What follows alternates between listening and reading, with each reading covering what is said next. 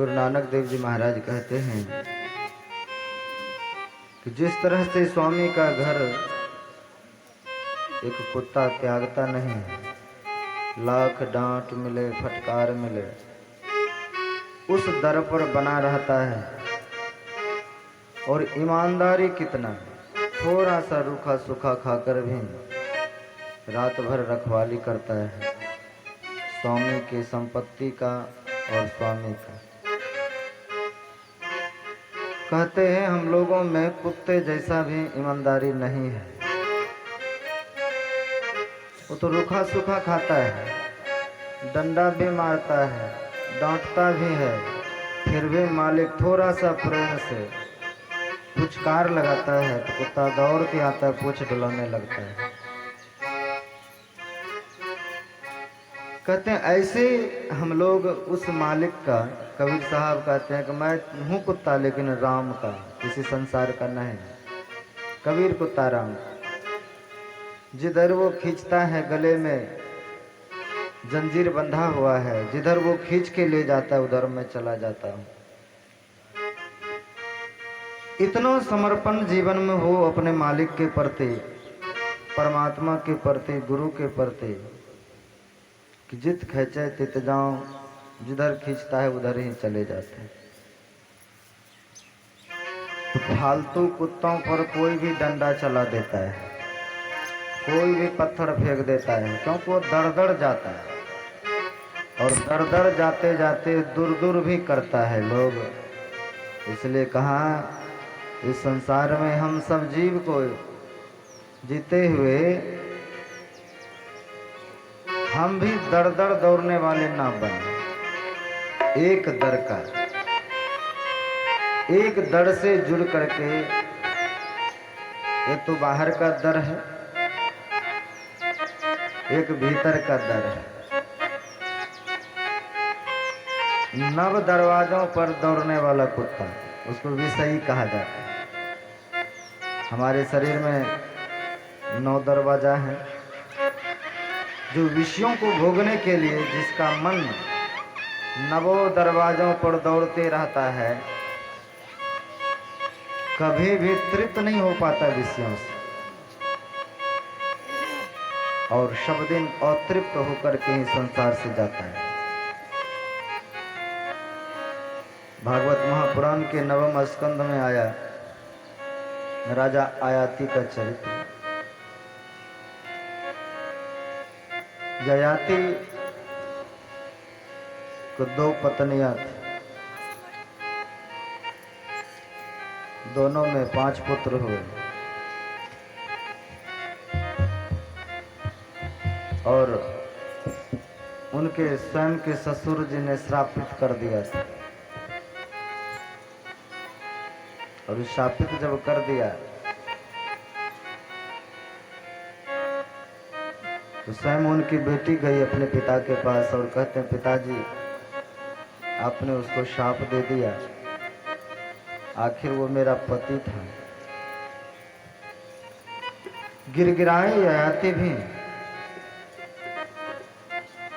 तो आशीर्वाद दिया कि जाओ तुम्हारे 5 पुत्रों में से जो कोई अपना उम्र दे सकता है तुमको दान में, उसका उम्र ले लो और अपना बुढ़ापा दे, यही हो सकता है। तो सब पुत्रों को उसने पूछा, तो यदु नाम का जो पुत्र था, सबने तो कहा पिताजी मैं अपना उम्र आपको दे दूंगा और मैं बुढ़ापा लेके जीऊंगा, मेरा भी जिंदगी है, मैं भी संसार देखने सुनने आया हूँ, और मेरा उम्र लेकर के आप मेरे उम्र को आप माँ के साथ ही तो भोग में लगाएंगे, सो मैं नहीं दे सकता। सब बच्चों ने इनकार किया। तो एक पुत्र तैयार हुआ, उसने अपना उम्र दिया और पिताजी का उम्र ले ली। 1000 वर्ष तक राजा ययाति पुत्र का उम्र लेकर के विषय को भोगता रहा, मन तृप्त नहीं हो रहा है।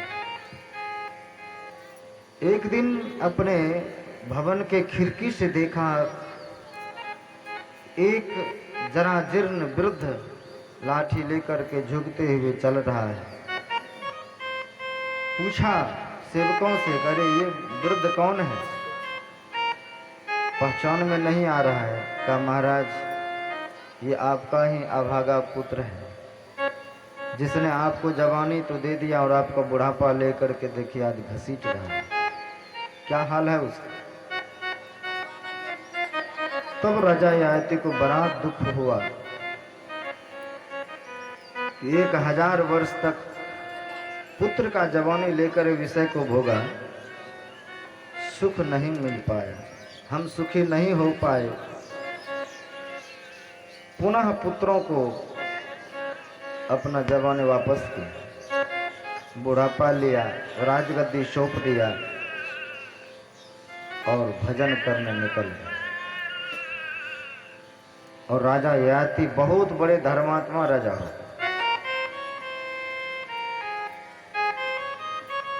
और वही 5 पुत्रों में से जो यदु था,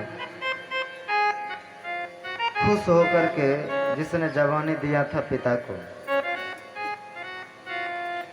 खुश होकर के उन्हें ही राजा बनाया। वहीं से यदुवंश चला। तो पिता की भक्ति करने के कारण पिता को प्रसन्न किया तो उसका वंश आज दिन तक चल रहा है। बाकी थे तो वो 5 भाई। तो विषय को भोगते भोगते नव दरवाजों में दौड़ते दौड़ते कहते कुत्ते की भांति, कभी रूप के लिए कभी रस के लिए, सब तरह की चाहत जीवन में जगती है। और नवों दरों में दौड़ते दौड़ते यह जीव कुत्ते की भांति हो जाता है। गुरुजन कहते हैं कि नव दरवाजों को छोड़ो, 10वें दर का कुत्ता बनो। एक दरवाजा है परमात्मा का, उस दरवाजे पर अगर हम बंध जाएं, उस मालिक के द्वार पर हम जा कर के उनका दरबान बन जाए, वहां पर रखवाली करने लग जाए। साधु हृदय नाम संहार, साहिब तेरा रिझे बूझे कौन परा है द्वार। कहा हम नव दरवाजों का कुत्ता ना बने, एक दर से बंद करके उस परमात्मा का हो करके रहे। और फालतू पे कोई निशान नहीं होता है। कहाँ खाया, क्या पी लिया, उसका कोई रिस्क नहीं है। और पालतू को तो स्पेशल रूप से उसको खाना मिलता है, आदर सम्मान मिलता है, महल में रहता है, और जो खाना चाहिए उसको वो दिया जाता है, गाड़ी में भी घूमता है। कितना फैसिलिटी। गले में पट्टा लगा रहता है। और परमात्मा का चिन्ह, परमात्मा की माला जिसके मस्तक पर गले पर पड़ जाता है, तो वही भगवान कहते हैं हे कालिया नाग, अब तुमको वो कभी नहीं खाएगा, क्योंकि तुम्हारे सिर पर मेरा चरण चिन्ह पड़ गया। तुम अब दीक्षित हो चुके हो, तुमको वह यम अब नहीं छुएगा, नहीं चर्चा करेगा। कहते हैं उसी तरह से गुरु ज्ञान का माला जिसने ले लिया है, गुरु नाम की पट्टा जिसने गले में बांध लिया है, उस पर वो काल झपट्टा नहीं मारता है। आनंदित होकर के वह प्रभु के धाम को जाता है। और यह काली दह क्या है? कहा यह मानव हृदय दह है। हृदय तो हृदय रूपी दह है। इसी हृदय में वो कालिया नाग रह रहा है, और इसी हृदय में रहता हुआ वह वहां से जहर जब उगलता है, वह जहर नवों द्वारों से होकर के निकलता है।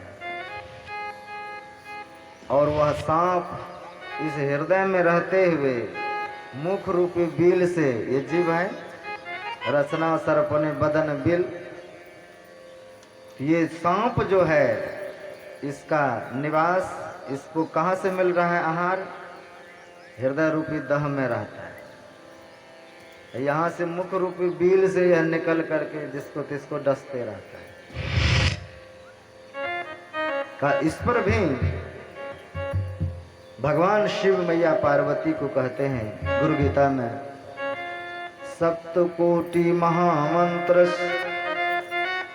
चित्त विभ्रंशकार कहा, एक एव महामंत्र गुरुरित्यक्षरद्वयम्। कहते हे पार्वती, 7 करोड़ मंत्र है इस धरती पे, लेकिन सब मंत्र जो है चित्त को भ्रमित करने वाला है। एक एव महामंत्र, वह एक ही मंत्र है, गुरु रित्यक्षरद्वयम्, जो गुरु प्रदान करते हैं। वह मंत्र 2 अक्षर का अगर जिह्वा पर बारंबार निरंतर अगर इस जिह्वा पर नृत्य करते रहे, जैसे कालिया नाग पर भगवान तांडव गति मुंडन पर नाचत गिरधारी, नाचता नाचते उसको वमन, रक्त वमन करा दिया, विरक्त कर दिया। उसी तरह हमारे जिह्वा पर अगर परमात्मा का नाम सदैव चलता रहे, परमात्मा के 2 अक्षर का नाम अगर नृत्य करता रहे, तो उसको तो 101 ही फन था। हमारे मन को कितना फन है, कितनी वासनाएं हैं, कितनी इच्छाएं हैं, कितनी तमन्नाएं हैं। सभी तमन्नाओं को लात के प्रहार से दाबते तोड़ते भंग करते शांत कर देगा ये 2 अक्षर का मंत्र। और फिर इस पर चिन्हित जो भगवान का मोहर लग जाए, तो फिर ये इसको काल नहीं पकड़ सकता, चिन्हित हो जाएगा। कहते उसी तरह हम सब प्राणी संसार में आए हैं और नाम जपें, ध्यान करें भगवान का बन करके। अति पावन